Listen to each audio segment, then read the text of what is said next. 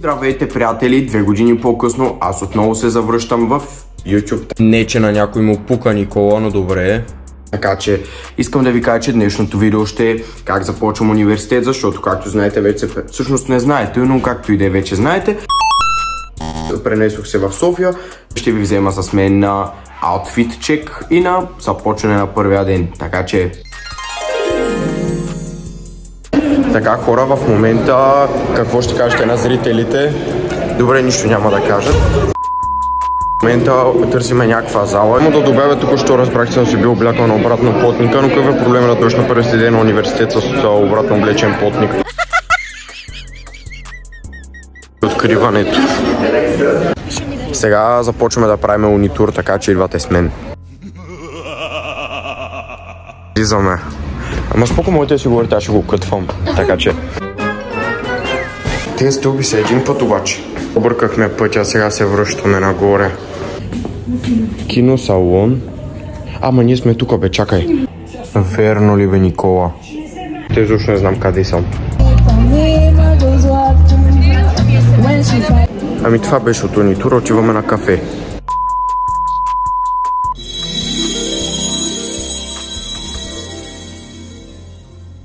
Които са също на небело. Сега се чувствам вип газар.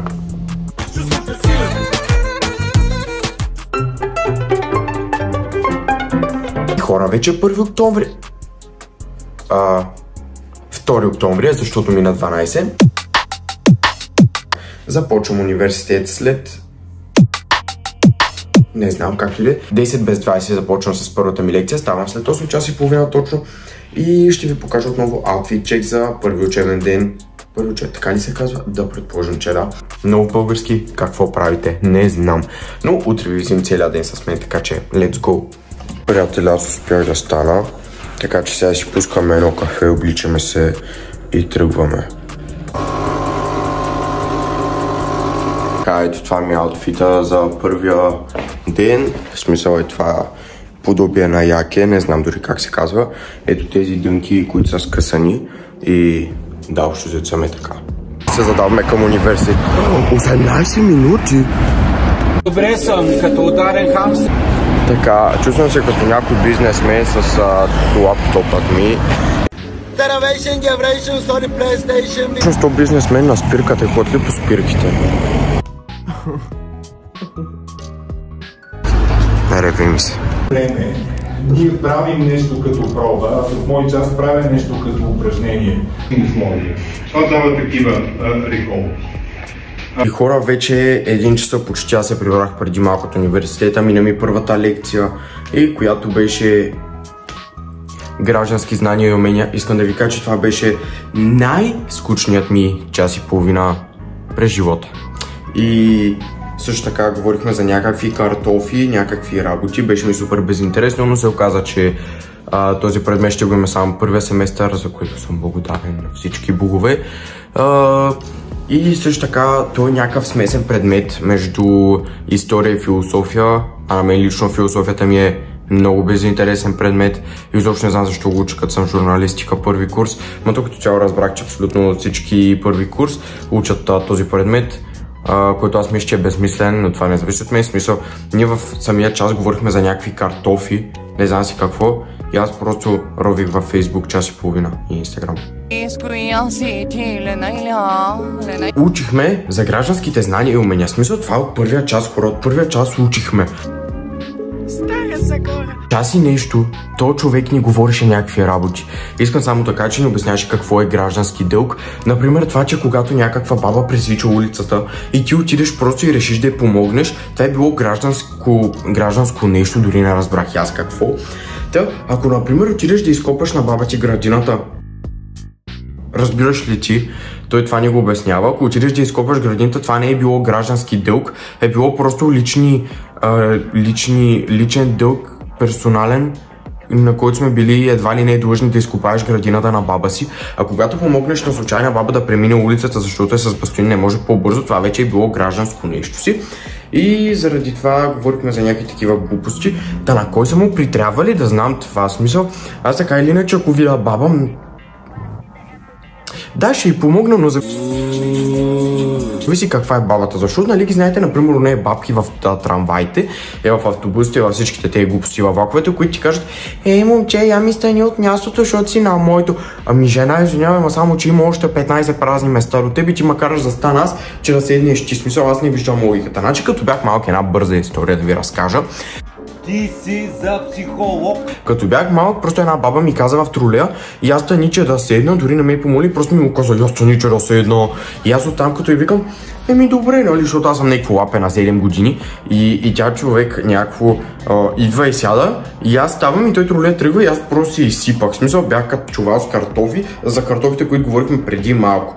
Така че, приятели, не разбирам смисъла на този предмет. Темата, която учихме в днешната лекция, беше модерният свят, възникване на гражданската дейност.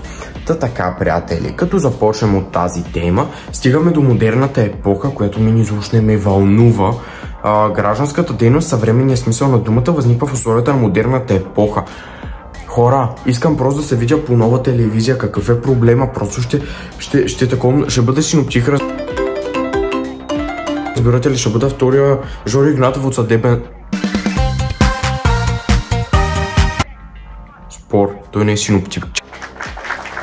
След това стигнахме до историческите предпоставки, които са велики географски открития, при което професорът ни пита: кои са великите географски открития? И аз просто се сещам там нещо за Кристофор Колумб, дето е открил Америка. Кога Кристофор Колумб? В смисъл, това би трябвало почти всеки да го знае, малата обща култура. Това не го коментираме сега, че не знам кога е открита Америка. Реформацията от първата половина 16 век и раждането на математическото природознание. Мен изобщо не ме вълнуват. Това беше от първата ми лекция, беше супер тъпа, както и да повтарям сигурно за 10 път. Но днес си записах още една програма, която е била български, той е бил задължителен, така че учиме на български от 2:40, което е след час 40 минути, така че ще се видим на българския. Също, нали, ние имаме, то за това на нас българите ни е много лесно да учим чужди езици, ние имаме реално почти всички звукове, съвсем е по-лесно е. На един испанец му е много трудно да учи чужди езици.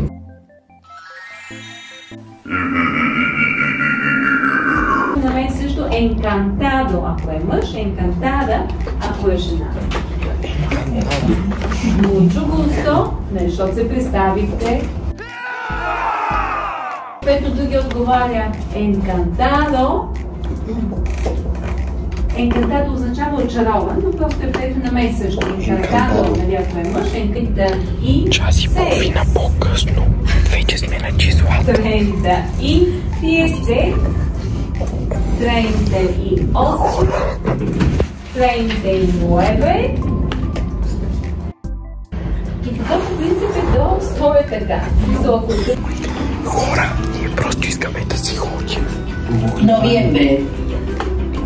Има 3 минути или испански от 3 часа. Хора, само да кажа, успешно приключен първи ден на лекция от университета. Значи какво се случи? След като ви държах в течение от първата лекция, така, след това имахме втора лекция, добавена от Небел, български език. Тя мина. Беше скучно. Така, след това дойде испанският език, която ми беше трета лекция за деня, която беше двойна. Беше 3-часова лекция. Те бяха две една в друга с 10 минути почивка. Аз ги направих 20, както и де. 3 часа лекция. 3 часа. Както и де. Всичко мина успешно. Както знаете, аз научих ми амигос, ме ямо Никола и Осе Булгаро. Аз това го знах и отпреди това, но да се направим, че не съм го научил днес. Както и де. Хора, намерих си приятели. Имам 5 нови приятели от Небело. Но както ви казах, намерих си приятели, така че днес трябва да отпразнуваме деня с една чашка вино и всичко е точно. Общо взето това беше от първият ми ден на университета. Беше скучно, но и забавно едновременно, така че ще видим какво предстои. Ще видим общо взето. Ще правя видео от университета, не ми е проблем. В смисъл, малко ме сарам да влогвам, още, но няма проблеми. Хора, това беше като цяло видеото. Мерси много, че го гледахте, че си отделихте времето за мен и общо взето ще продължавам да правя видеа, може би. Също така, абонирайте се, ударете камбанката, лайкнете. Инстаграмът ми ще е ето тук. Всъщност тук ще ми е инстаграма. Ето точно тук. И да, това беше от мен. Много ви благодаря още един път, че гледахте. И чао!